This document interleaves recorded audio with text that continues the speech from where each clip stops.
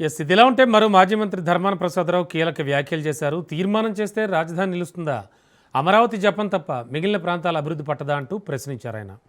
గతంలో పెట్టుబడులన్నీ హైదరాబాద్లో పెట్టి అభివృద్ధి చేశారని, చివరికి అక్కడి నుంచి తరలి రావాల్సి వచ్చిందన్నారు ధర్మాన. ఇప్పుడు మళ్ళీ అమరావతిలో పెట్టుబడి పెట్టి ఆ ప్రాంతాన్ని మాత్రమే అభివృద్ధి చేస్తున్నారన్నారు. మన రాష్ట్రంలో రాజధాని ఎన్నోసార్లు మారిందని, అమరావతి నుంచి ఇంకో ప్రాంతానికి రాజధాని వెళ్ళదా అంటూ ప్రశ్నించారు ధర్మాన ప్రసాదరావు. మొత్తానికి ఏపీలో అయితే రాజధాని రగడ రగులుతూనే ఉంది, ఒక రావణ కాష్టంలాగా. ఎవరికి తోచిన రీతిలో వాళ్ళు దీనిపై కామెంట్స్ చేస్తూ ఉన్నారు. మొత్తానికి ప్రభుత్వం అయితే ఒక డెసిషన్ తీసుకుని ఆ డెసిషన్ ప్రకారం ప్రత్యేక అసెంబ్లీ సమావేశం పెట్టి ఒక తీర్మానం చేసి ఢిల్లీకి పంపింది. అసలు యాక్చువల్గా ఏం జరగబోతోంది, ఇదే విషయానికి సంబంధించి మనతో మాట్లాడడానికి లైవ్లో బొట్ల రామారావు గారు, YCP spokesperson, and Adiseshu గారు, హైకోర్టు అడ్వకేట్గా ఉన్నారు sir, and AP BJP media ప్యానలిస్ట్గా కూడా ఉన్నారు. సార్ నమస్తే ఇద్దరికి కూడా. నమస్తే. సార్, ముందుగా రామారావు గారు, అసెంబ్లీ ప్రత్యేక సమావేశం పెట్టి ఒక తీర్మానం చేసి పంపించారు. సో ఈ నేపథ్యంలో అంటే ఖచ్చితంగా అమరావతి రాజధానిగా ఉండాలని కూటమి ప్రభుత్వం భావిస్తోంది, మనకు తెలుసు. ఏమంటోంది వైసీపీ, సపోర్ట్ చేస్తోందా? అంటే అమరావతికి మేము వ్యతిరేకం కాదు అని గతంలో జగన్మోహన్ రెడ్డి గారే చెప్పారు. సో ఇప్పుడేం ఆలోచిస్తోంది వైసీపీ, మీ అభిప్రాయం ఏంటి? నమస్కారం అండి. సార్, మా నాయకుడు జగన్మోహన్ రెడ్డి గారు రాజధాని అంశంలో చాలా స్పష్టంగా చెప్తున్నారు. ఏదైతే వీళ్ళు 2014లో ప్రజలు ఇచ్చినటువంటి తీర్పు మేరకు అధికారం వచ్చిన తర్వాత రాజధానిగా అమరావతి ప్రాంతాన్ని ఎంపిక చేయాలని అసెంబ్లీలో చెప్పినప్పుడు దాన్ని ఒక బాధ్యత ప్రతిపక్ష పార్టీగా స్వాగతించడం జరిగింది. అయితే వీళ్ళు చేసినటువంటి విధానం పిల్లి మొగ్గులు జరిగినట్లుగా ఉంది. ఎట్లా అంటే మొట్టమొదట 1800 ఎకరాల అటవీ భూమి సరిపోతుందని చెప్పి ప్రతిపాదన చేయించింది. తర్వాత 33,000 ఎకరాల భూమి భూసేకరణ జరపాలనేటువంటి అంశంతో ముందుకెళ్ళారు. అయితే వీళ్ళు ఎక్కడా కూడా శ్రీకృష్ణ కమిటీ నివేదికను కానీ, శివరామకృష్ణ కమిటీ సిఫార్సులు కానీ ఎక్కడ పట్టించుకున్నటువంటి పాపాలు.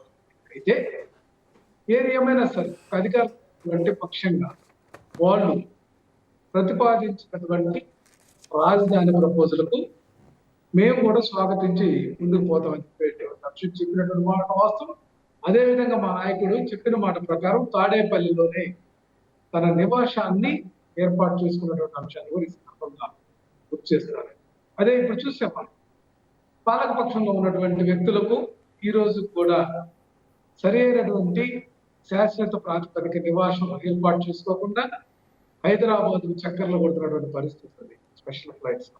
నేనేమంటున్నానంటే ఈ ప్రభుత్వానికి బాధ్యత ఉంటే ప్రత్యేక సమావేశం పెట్టి అమరావతి రాజధాని నోటిఫై చేయమని కేంద్ర ప్రభుత్వాన్ని కోరుతూ ఒక ప్రత్యేక సమావేశం పెట్టి రెజల్యూషన్ చేసినటువంటి పరిస్థితి తగ్గుతుందంటే 2014 నుంచి ఇప్పటి వరకు వీళ్ళ హయాంలో ఇది తీర్మానాలు సక్రమంగా ఎందుకు ప్రవేశపెట్టలేకపోయిన దానికి చాలా ప్రశ్నలు కలుగుతున్నాయి. ఎందుకంటే 10 సంవత్సరాల పాటు ఉమ్మడి రాజధానిగా హైదరాబాద్ మనం ఉపయోగించుకునే అవకాశం ఉన్నా దాన్ని వదిలేసి వీళ్ళకేదో ఓటుకు నోటు కేసు తగులుతుందని చెప్పేసి ఆగమేఘాల మీద ఇక్కడికి వచ్చి పడినటువంటి మాట వస్తుంది. అయితే మా అబ్జెక్షన్ ఎక్కడంటే అసలు తాత్కాలిక నిర్మాణాలు ఏంటండి, తాత్కాలిక అసెంబ్లీ, తాత్కాలిక సచివాలయం, లేకపోతే తాత్కాలిక భవనాలన్నీ నిర్మాణం చేసి ప్రజల సొమ్మును వీళ్ళు దుర్వినియోగపరిచేటటువంటి అంశం, వృధా చేసే